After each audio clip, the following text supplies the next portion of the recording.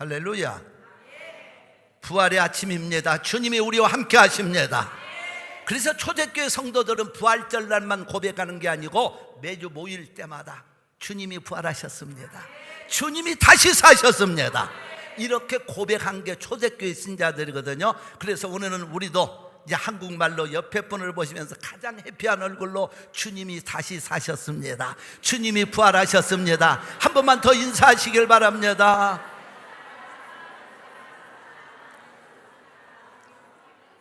예루살렘 오른쪽에 감난산에 가보면 예수님이 부활하시고 승천하신 승천 기념관이 있습니다. 조그마한 곳인데 아마 이번 성지순례 갔던 분들은 함께 가서 그것을 봤습니다. 주님이 승천하신 그곳은 부활하시고 승천하셨기 때문에 기념교회를 기념 장소로 만들어 놨는데 놀랍게도 거기는 모슬렘의 돔으로 덮어놨습니다. 왜 그랬을까요? 맨 처음에는 위에 지붕이 없었어요.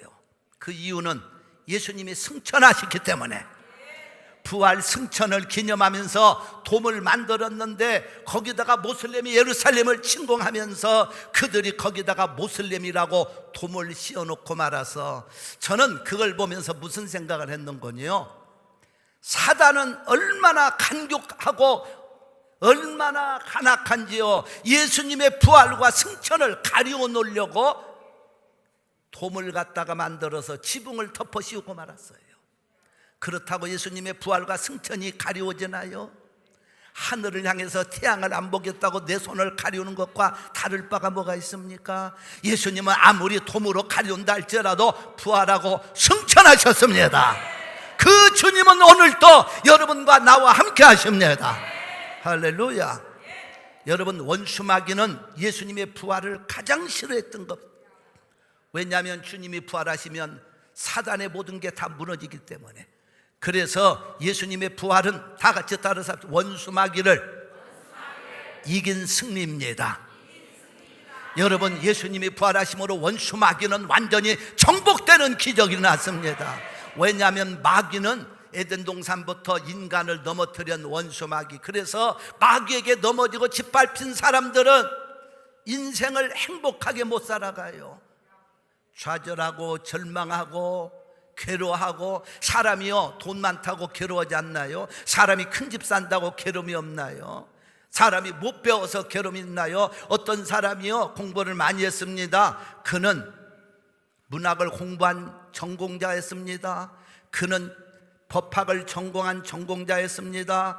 그는 철학을 전공했습니다. 마지막에 신학까지 전공한 사람이었습니다. 그런데 그 마음속에 사단이 지배하기 시작하니까 괴로워서 도저히 견딜 수 없어서 자살을 하려고 작정을 했던 거예요. 그래서 자살하려고 하는데 그날 아침이 부활주일 아침입니다. 부활주일 아침에 옛날에는 교회 종소리가 났잖아요.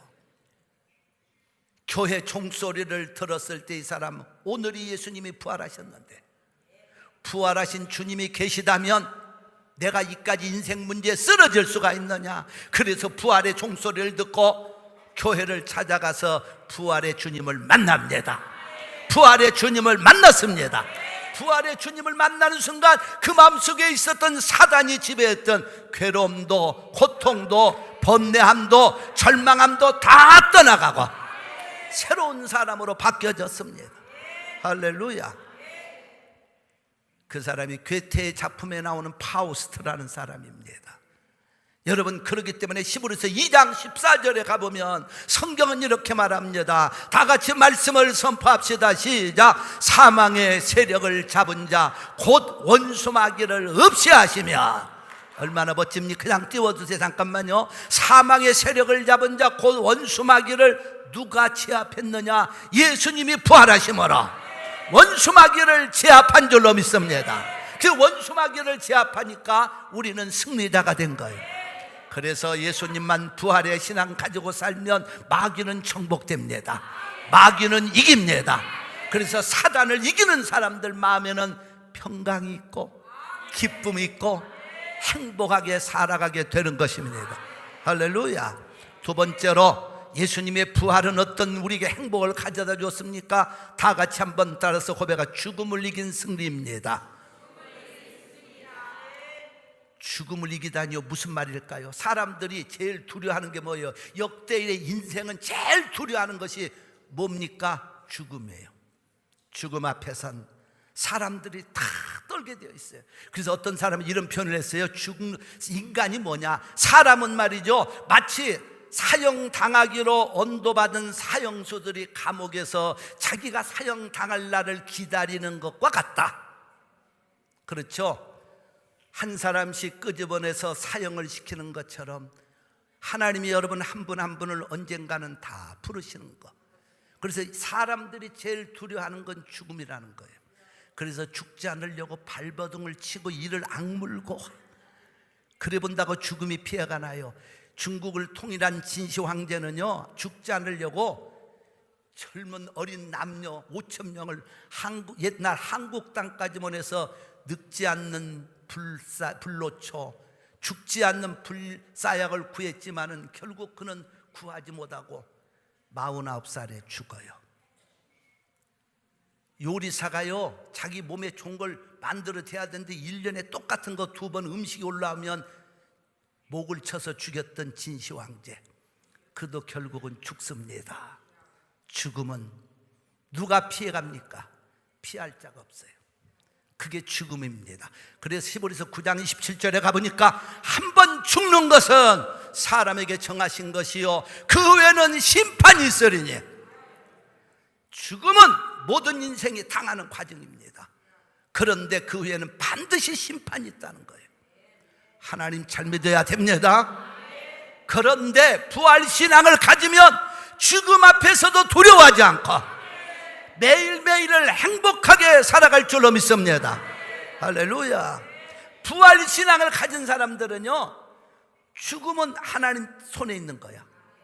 여러분, 내가 만약 죽음을 두려워하고 내일을 염려하고 산다면 인생 못 살아.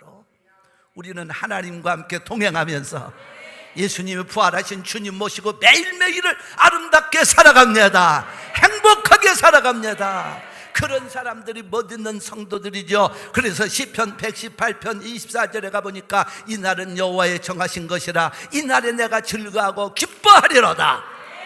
부활신앙 가지고 기쁘게 살아갑시다. 행복하게 삽시다.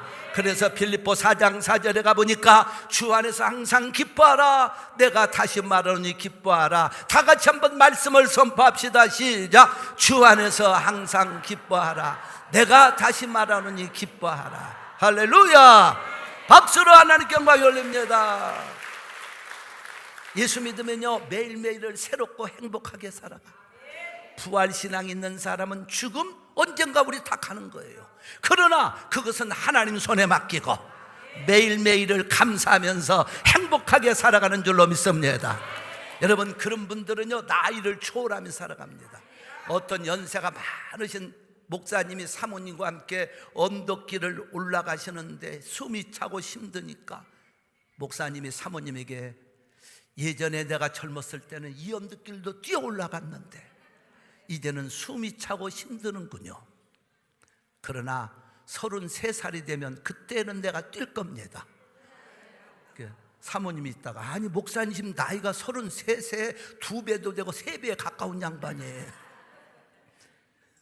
무슨 33살입니까? 그랬더니요, 이 목사님이 하시는 말씀, 예수님이 부활하셨으니 내가 주님의 부활에 접촉되는 순간 33살의 젊은 모습이 될 거 아닙니까? 할렐루야. 나이라고 하는 건요, 우리가 소일 수가 없죠. 나이. 저도 그래서 옛날에는 내 나이를 부르면 나는 33살입니다. 그러다가 하도 오래 했더니 사람들이 너무 질렁 느낀 것 같아서 이제는 제 나이 부르면 몇 살이라고 돼갑니까? 40살. 갈렙이 85세인데 40세라고 한 것처럼 40살.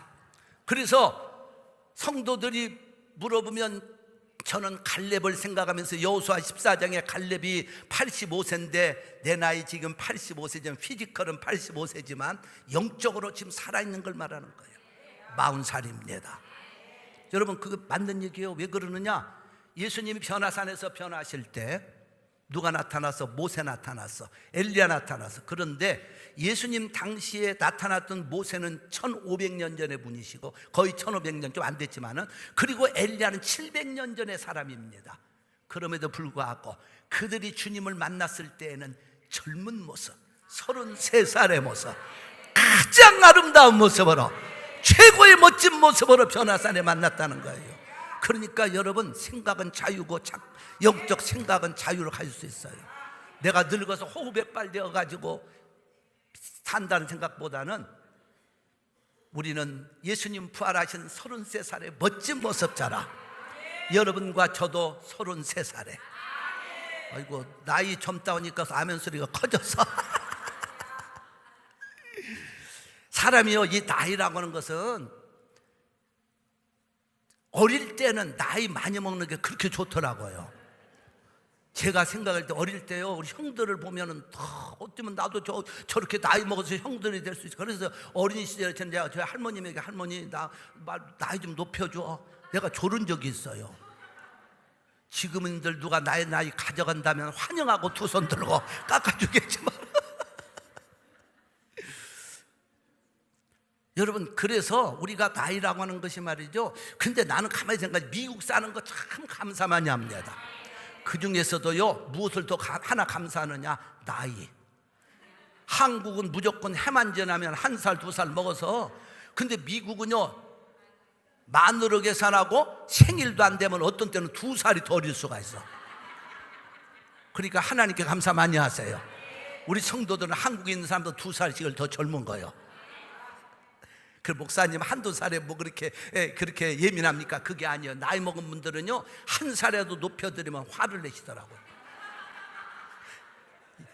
제가 언젠가도 얘기했지만, 한국에서 목회할 때요, 어떤 우리 집사님이 자기 어머님이 연로하셔가지고 연세가 많으셨는데 아프셔서 늘 계셨어요. 그런데 한 번은 저한테, 목사님 신방 좀 해주세요, 어머님 위독합니다. 그래서 신방 갔잖아요. 신방 갔더니 어머님이요, 막 눈을 감고 못 드시고 계세요. 곧 돌아가실 것 같아서 열심히 예배드리고 찬송 부르고 기도하고 말씀 전하고 나서, 그 다음에 제가 이제 돌아가실 것 같은 몇 살인가 알아야 될 것 같은 집사님, 어머니 연세가 어떻게 되시는지, 이 양반이 갑작스럽게 85세인가 86세인가 그랬더니 어머니 눈이 번쩍 떠지시더니, 천연바 내 나이가 85세인데 1살 더 올린다고.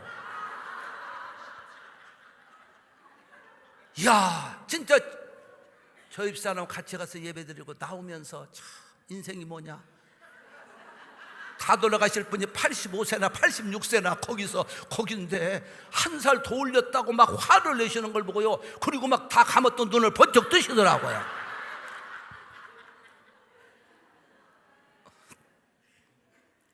여러분, 우리 그렇게 안 살아도 예수 안에서 부활신앙 가지고 살면은요, 나이가 먹어도 젊게 살고. 그래서 우리 성도들이 다 젊잖아요. 할렐루야. 우리 성도들 치고요, 나이를 다 분간할 수가 없어. 그거는 부활의 신앙 가지고 행복하게 믿기 때문입니다. 예수님 모시고 행복하게 사시기를 주의 이름으로 축원합니다. 축원합니다. 그래서 요한복음 11장 24절과 25절에 나는 부활이요 생명이니 나를 믿는 자는 죽어도 살겠고 무릇 살아서 나를 믿는 자는 영원히 죽지 아니하리니 이것을 네가 믿느냐? 부활신앙 가지고 우리는 죽음이 인생에게 정해진 법칙이지만은 매일매일 행복하게 삽시다. 매일매일 새롭게 삽시다.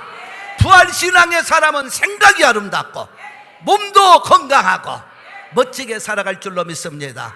마지막으로 부활신앙은 어떤 승리를 가져줬습니까? 인생을 바꾸는 승리가 일어난 거예요.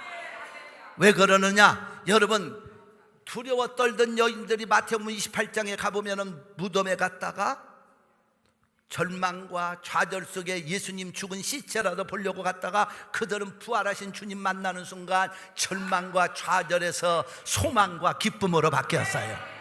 여러분, 예수님의 제자들, 겁 많고 두려움 떨던 제자들이 예수님의 부활을 만난 다음부터는 강하고 담대한 자가 되었습니다. 여러분, 엠마로 내려가던 두 제자, 그들은 예수님이 죽었다고는 소식만 듣고 그 사건 속에서 낙심해서 내려가다가 부활하신 주님을 만나자 그들은 확신과 소망을 가지고 달려갑니다. 의심 많던 도마, 철다리도 두드려보고 가는 돌토마, 이 사람 어떤 사람입니까? 너무도 의심 많은 사람. 그래서 부활하신 주님을 증거하니까 믿지를 않습니다. 부활하신 주님을 믿지를 않고 어떻게 합니까? 내 손가락으로 예수님 못 박힌 손, 창에 찔린 옆구리를 만져보지 않고서는 내가 믿을 수 없다.